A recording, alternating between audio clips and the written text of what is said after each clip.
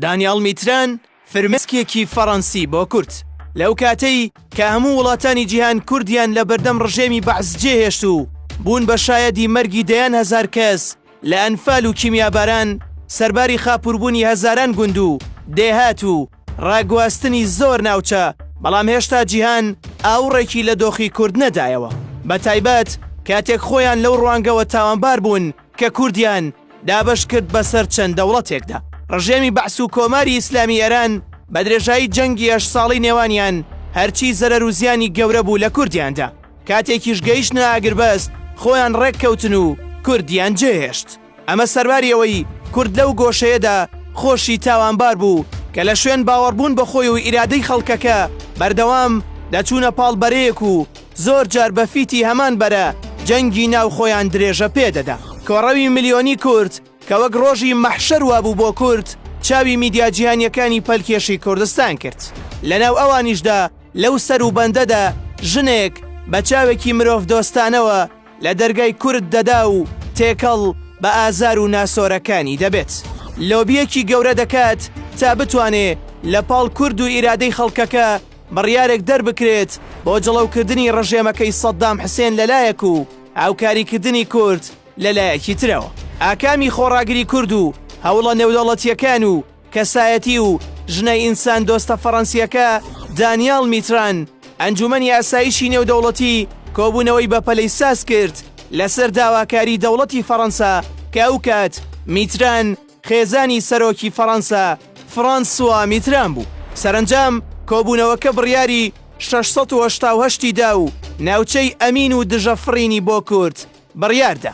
هەرچەندە هەوڵەکانی دانیال میتران لە پێناو خەڵکەکەدا بوون نەک حیزبەکان، بەڵام دوای ئەوەی کورد دێتەوە شارەکان و ساڵی 1992 حکومەت پێک دەهێنرێت پارتی و یەکێتی لەو کاتەدا لە شوێن ستراتیژێکی نیشتیمانی ستراتیژێکی حیزبیان هەبوو. دواتر هەر لە ئاکامی ئەو نەفەسە حیزبیە و هەوڵدان بۆ قۆڕخکردنی ئابووری شەڕی ناوخۆ دروست دەبێ و بەدەیان و سەدان هەزار کەس لە ناو خۆیاندا بەکوش دەدەن. لەو کاتەدا دانیال میتران ناومێدانە لەو ڕەوشە دەڕوانێت و دەزانێت ئەوەی ئەو هەوڵی بۆدا بۆ خەڵکەکە خەریکە بەدەستی حیزبەوە لە ناو دەچێت. بۆیە دەڵێت تا کۆتایی هاتن بە جەنگ سەردانی کوردستان ناکەمەوە. دانیال میتران خێزانی سەرۆکی پێشووی فەڕەنسا فرانسوا میتران لە ساڵی 1924 لە فەڕەنسا لەدایک بووە. 28 ئۆکتۆبەری ساڵی 1944 ئەو سەرگیری لەگەڵ فرانسوا میترانی سەرۆکی پێشووی فەڕەنسا پێکهێناوە.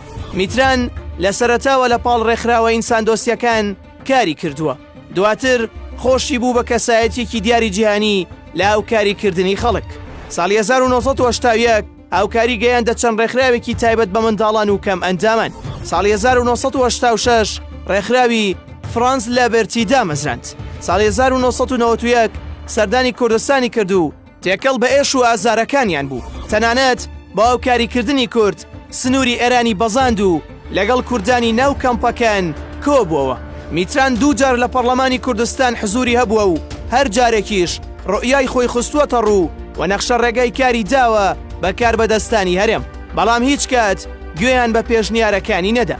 ساڵی 2009 میتران جارێکی تر سەردانی کوردستانی کرد و لە پەرلەمانی کوردستان وتاری پێشکەش کرد و زۆر ڕاشکاوانە و ڕوون بە تاڵەبانی و بارزانی وت زۆر حەیفە ئەم وڵاتە ببێتە ئیماراتێکی نەوتی قازانجکەری بەکاربەر، چونکە لەو دۆخەدا خەڵکە پێناسە و کەسیەتی خۆی لەدەست دەدات.